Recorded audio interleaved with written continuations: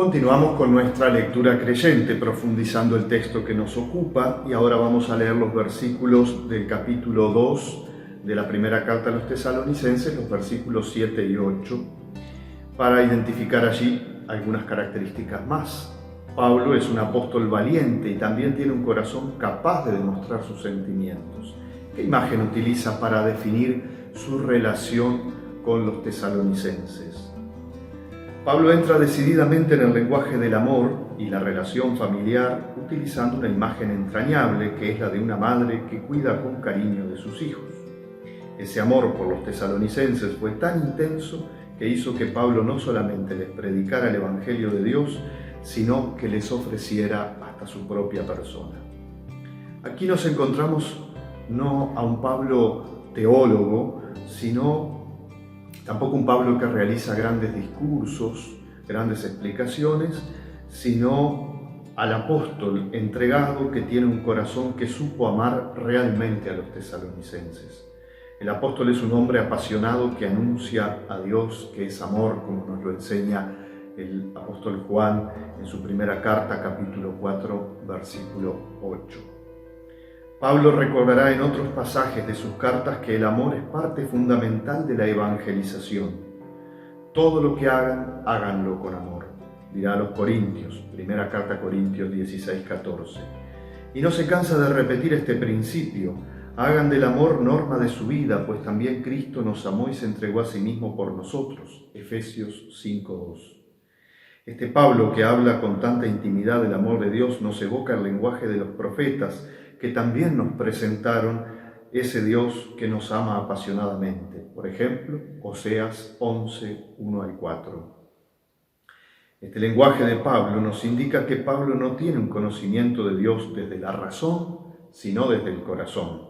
Quizás no hubiera habido un Pablo tan teólogo sin este Pablo tan enamorado de Dios. Nos acercamos ahora a los versículos 9 al 12. ¿Qué razón le mueve a Pablo para, además de su actividad apostólica, dedicarse a un oficio manual? ¿Cuál fue la respuesta que Pablo esperaba encontrar de los tesalonicenses?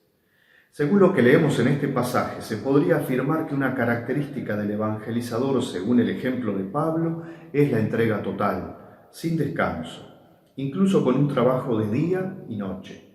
Pablo no cesa de proclamar el Evangelio. También se podría añadir como rasgo del evangelizador el comportamiento justo y honesto ante los destinatarios del mensaje. Por último, encontramos otra cualidad del evangelizador: el comportamiento paternal con cada uno. No se sitúa Pablo en una relación de un superior con un inferior, sino en una relación paterno-filial, como ese padre solícito que se desvive por sus hijos. Los educa y los guía. Pablo, eso sí, les habla con la ilusión de haberlos conocido y haber sido el primero que les anunció a Jesucristo. Así la imagen del Padre y el Hijo nos sitúa de nuevo en una clave de lenguaje familiar que le da al evangelizador un carácter entrañable. Así la lista de características del evangelizador se va ampliando: trabajador incansable, comportamiento irreprochable, cercanía paternal.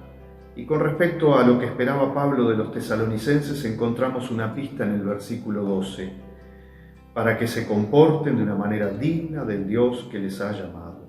En Filipenses 1:27 tenemos otra expresión muy parecida: vivir conforme al Evangelio que Pablo les había predicado. Leemos por último el versículo 13 con el que termina el texto que hemos elegido. ¿Cómo acaba Pablo su relato de la evangelización entre los tesalonicenses? Este versículo 13 podríamos enlazarlo directamente con el versículo 1, en el cual escuchábamos esa interpretación directa del apóstol a los tesalonicenses. ¿Saben, hermanos? Ahora, después de haber relatado todas las características de su evangelización, retoma esa interpelación directa a sus destinatarios para compartir con ellos una acción de gracias rotunda a Dios, porque todas aquellas fatigas por el Evangelio en Tesalónica no cayeron en saco roto. La semilla que Pablo plantó en Tesalónica, Dios la ha hecho crecer y ha fructificado. Ante esta extraordinaria acogida por parte de la comunidad de Tesalónica, Pablo solo puede dar gracias a Dios por ellos, aún en medio de las dificultades.